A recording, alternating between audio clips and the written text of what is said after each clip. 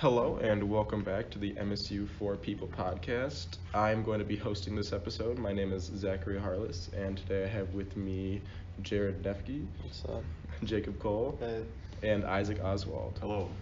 All right, so for today's episode, we're going to be talking about affirmative action.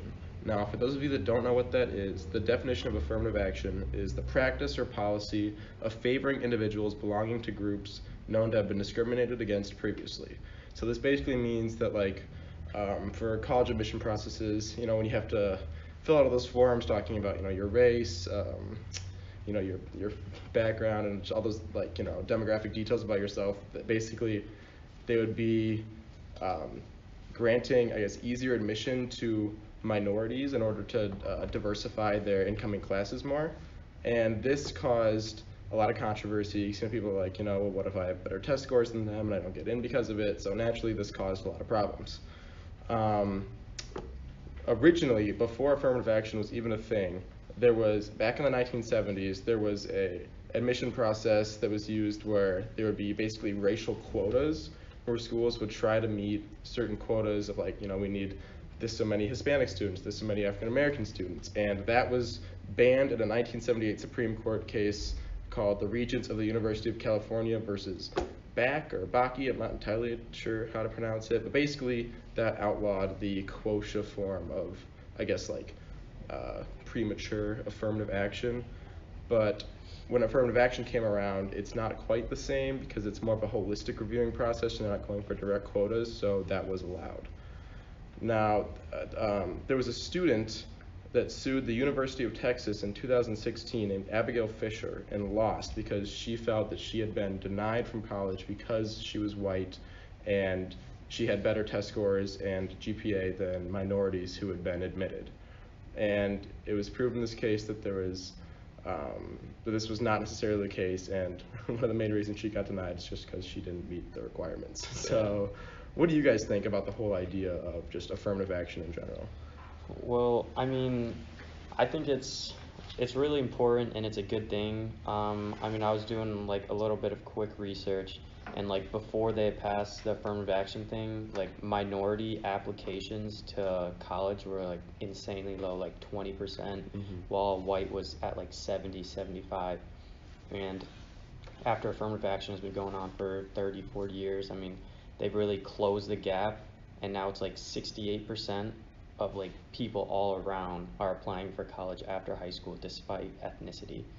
And even cases like this where people think that they're not getting in because some other black kid might have a little lower scores than them, it's I don't think that's really true. Even if his grades are a little different, he might have not had the same opportunities that other people had. He might have been in a worse school district, and he sent in an application and wrote his essays well. Even maybe he has a 3.8 GPA instead of a 3.9. He still deserves that chance, and so I think it's a good thing. I think it's a good thing just because, like Jared said, it gives more people an opportunity and it encourages them more. But what you said, how they had the quotas, I think that was the complete wrong way to go with it. But I think this kind of affirmative action does help bring in more people to at least apply. And how he also said with the college applications, it's not honestly just GPA and test scores. There's the whole writing process that you have to do, and those I think play a big part in. At MSU, we have the case studies for the business college, and those play a big part in going in just besides grades, because some people can have really good grades but do really bad on that and not get in compared to somebody who has lower grades and a better case study. I think it helps the minorities out more, so I think it's a good thing kind of. Yeah, the concept, I certainly agree with the concept. The US has a pretty bad track record of racism against pretty much anybody who wasn't white or Christian, so I think it's really important to kind of make up for that, and this is a good way to do that. And I think it's even worth it, even though there are some cases of maybe there's two students are pretty even in a lot of ways, and then they go with a minority for affirmative action. I think even for those cases, it's worth it because, I mean, we still got to do something for what we've done to minorities in the past. I actually have a friend who scored very, very high on his MCAT exams for health school, and he could not get in because there were some other people that were minorities that had the same score, couldn't get in, and I mean, even he agrees with it. He thinks it's fair for minorities to get in over him just because of what the U.S. has done to minorities in the past. Mm-hmm. Now, would you guys be surprised to hear that Michigan is actually one of the 8 states that has banned affirmative action? You know, I just was seeing that, and there's another, like California is another one, and they've seen like 50% decrease in minority applications, which is insane. And so people who are like unsupportive of affirmative action, I mean, just look at those numbers. 50%, half of all minorities, like less applying to colleges, which is insane. Yeah, Not how it should be. I think it's pretty crazy. And how this ended up happening was the University of Michigan ended up getting sued several times by students in the early 2000s who felt that they were denied admission because they were white. So in 2007, Michigan voters approved Proposal 2, which is also known as the Michigan Civil Rights Initiative, which banned considering race in the admissions process altogether. So this is somewhat of a recent thing, you know, in the past 10, 11, 12 years. And I don't know, do you guys think that, I mean, based on what you said before, I don't think you think it was the right move, but why do you think this ended up happening? And do you think it could get reversed at some point in the future? I feel like it's just a classic, like, white power trip, like, complaining, like, being crybabies. Like, it's not, first of all, it's not that hard to get into college. So if you have to, like, whine because you maybe just barely missed the mark or you were on the bubble and a minority with, like, your same scores got that spot, I mean, like, that's on you. Like, you had all the resources you could do and you didn't work hard in high school, so it's not your fault. Or it's not the college's fault or the minority's fault that you didn't work hard enough to get in. Because, I mean, honestly, you don't have to work, like, that hard to get into, like, MSU or something like that. Like, it's not, like, crazy high standards. So it's kind of like... It's not Ivy League. Yeah, even that girl in UT, like, UT is a huge school, like, not challenging to get in. So it's, like, your fault for not putting in the effort. It's not the school's fault for you not being, like, good enough to want to go to their college. Yeah, I think the end goal, I think, would be to not have race considered in applications. But, I mean, like, black people, they're still feeling the effects of the slavery in the U.S. I mean, you just look at the stats. 12% of white people are in poverty in the U.S. 26% of black people are in poverty in the U.S. Like, it's pretty insane, the proportions of that. And there still needs to be affirmative action in order to... And it's like people who are against affirmative action like try to make the case like it doesn't help in like the future or anything, but it's actually proven that like graduates who were like benefited by the affirmative action programs later in life have higher paying jobs, like more successful, like have a better family. So it's like obviously slowly changing like the culture and making it more fair to everybody. It's not just like a college thing where it gives them advantage in college. Like it really just helps equal out everything in life.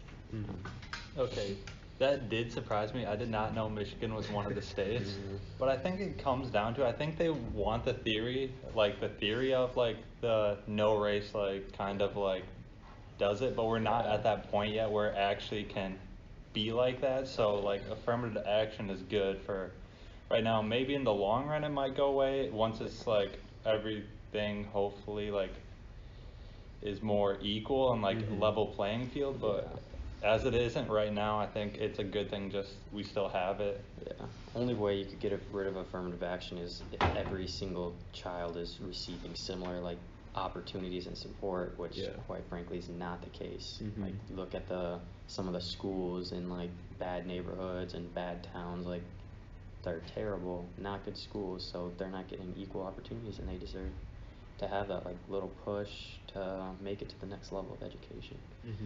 But I mean affirmative action, like canceling it sounds good on paper because they're like, oh, we don't want to consider race, but it's like you kind of have to consider where people came from and the opportunities they have right now. Yeah. So another method that kind of goes, well, not method, but part of an admissions process that's more common in Ivy Leagues is the admission of legacy students. Do you guys know what that is? That's basically if you have a parent that attended the university, then you have a higher chance of getting in. That makes sense. So at Ivy Leagues, it was revealed that 10 to 15% of their like incoming class were legacy students. So this could also be seen as a form of affirmative action, and maybe even more prevalent than the traditional sense of affirmative action. What do you guys think about the comparison between those two? I feel like with the legacy thing, that's kind of more against minorities, because if you think about in the past, it's been way more white kids going to college, which like white parents sending their white kids based on legacy.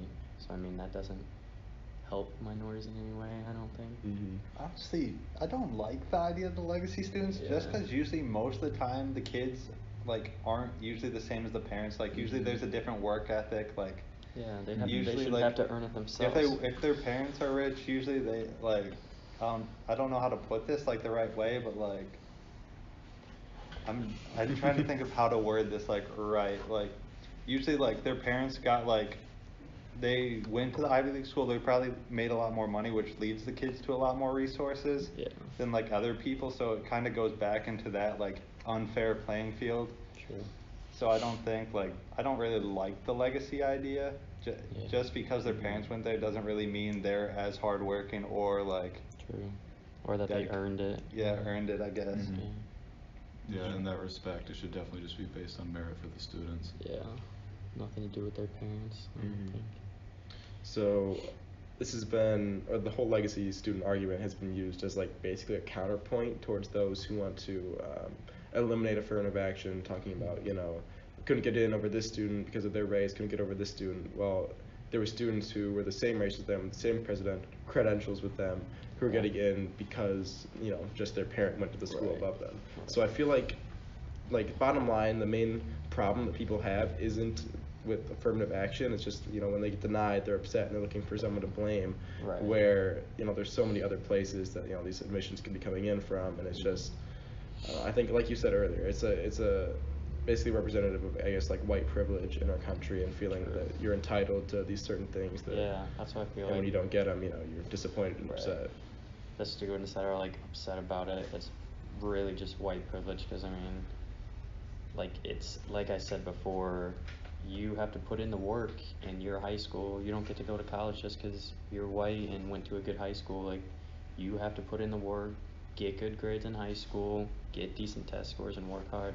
Like I just hate how I feel like some white kids just expect to come to college. I mean, you see kids at college who are like flunking out already that just kind of expect things to go their way.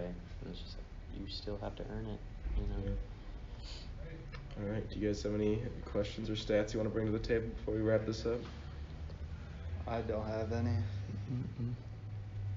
I mean, I just think it's important to know that affirmative action really closed that gap and equaled out college playing field and having minorities, as many minorities as white people, and states that abolished affirmative action seen a 50% decrease in minority applications. I just think that's important to realize and understand. That's a crazy stat. It's really dropped 50%, especially just since 2007. I mean, in that 12-year span, going down 50%, that's a huge digression. After like 30 years of just slowly closing that gap and making it more fair. So. Yeah. All right, well, this has been the third episode of the MSU4People podcast. In the next episode, we'll be hosted by Isaac Oswald here, talking about rising tuition prices. Yep, looking forward to it, guys. Yep, see you next time.